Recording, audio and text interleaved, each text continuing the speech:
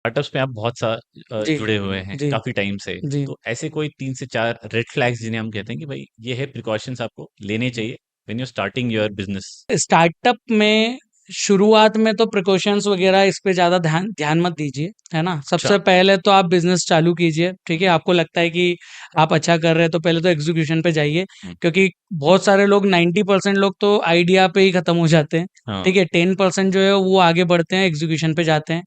और एग्जीक्यूशन पे जाने पे यदि उनको चैलेंजेस दिखेंगे तो हो सकता है वो वापस मुड़ के और वापस अपनी दूसरी राह पे चले चले जाए। जाए। तो पहला तो ये है कि आप बिजनेस पे ध्यान दीजिए। फेलियर अनअवॉइडेबल है, आप ये बताना चाहते एग्जैक्टली एग्जैक्टली तो सबसे पहले तो मुझे ऐसा लगता है कि आप बिजनेस पे ध्यान दीजिए।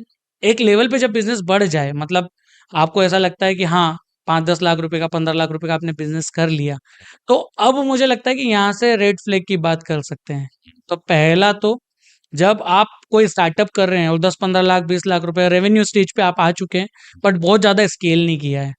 पहली चीज़ तो आपको ये ध्यान रखना पड़ेगा कि आप जब तक स्केल नहीं कर रहे हैं, तब तक आपके यदि प्रॉफिट मार्जिन्स जो आपके रिटेन हैं, वो रिटेन स्केल होने के बाद भी रहे। पहला पॉइंट तो मुझे लगता है कि स्टार्टअप में ये चीज़ ध्यान रखना चाहिए कि आपको वैल्यूएशन और आपको रेवेन्यूज़ हैं। से ज़्यादा आपके प्रॉफिट मार्जिन्स पे काम करने की ज़रूरत है। तो बॉटम लाइन। यस, तो पहला रेड फ्लैग, यदि आप अपने स्टार्टअप के शुरुआती दिनों में से ही लॉस कर रहे हैं और आपको आगे तक स्केल करेंगे, तब तक आपको ये नहीं पता कि आप प्रॉफिटेबल कब होंगे।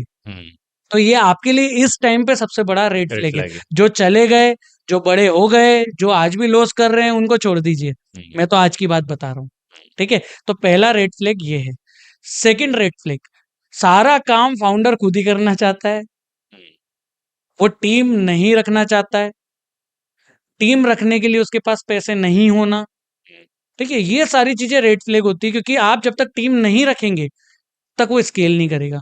और जब तक टीम नहीं रखेंगे, तब तक आप समझ नहीं पाएँगे कि किस बंदे को क्या आप यू नो डेलीगेट डेलीगेट करना करेंगे चाहते वर्क।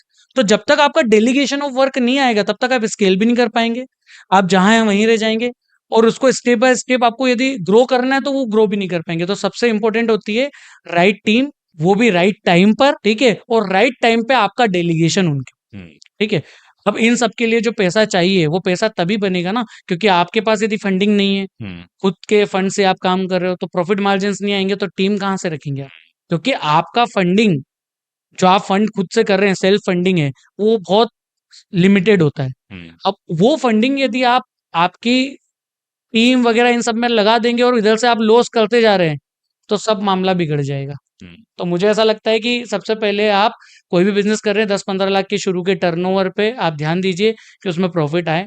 यदि वो प्रॉफ़िट नहीं आ रहे हैं, तो पहले उस पे चैलेंज जो, उसको फिक्स करना ज़रूरी है। यस, तो ये सेकंड रेड फ्लैग भी है। हुँ। तो मुझे लगता है ये 2 रेड फ्लैग भी यदि आपने ये काम कर मिनिमम लिया है, क्राइटेरिया है यस, आप ये भी, इस पे गाड़ी को भी, आगे बूस्ट अप यस, करने के लिए, यस। चलाने के लिए।